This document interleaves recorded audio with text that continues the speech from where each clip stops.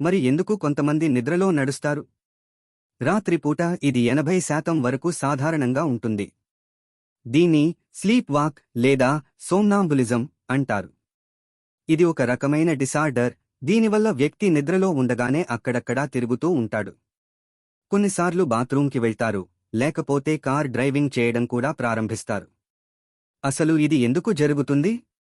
నిద్రలో మన మెదడు అనేక దశల ద్వారా ప్రయాణిస్తుంది.